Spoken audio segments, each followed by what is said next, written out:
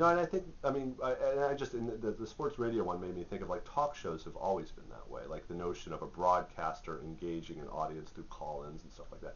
It's not like this hasn't existed.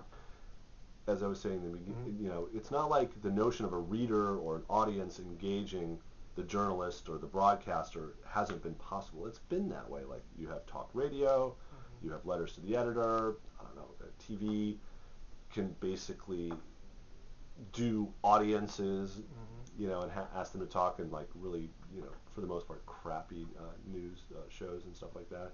So it's there, but it's the level at which you can do it, and it's a level at which you can very easily engage an audience instantly at any moment is, I think, very, very different.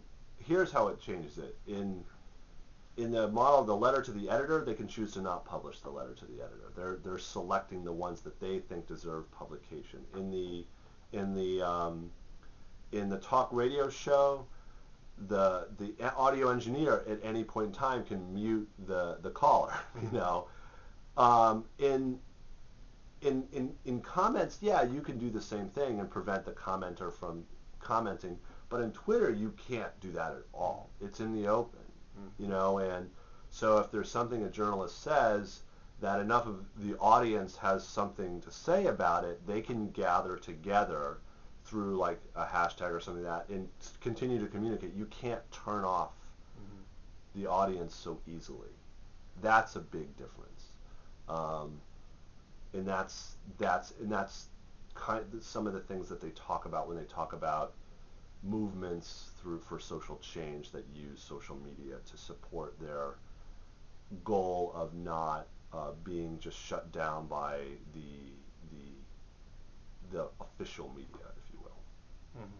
It's a lot harder. I'm not saying it's impossible. Like it's very easy. You can censor, tools, and it makes it much harder to get around censorship, efforts and things like that.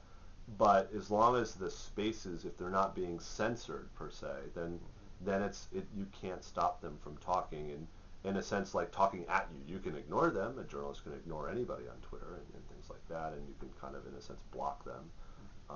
But it doesn't mean that everybody else is ignoring them.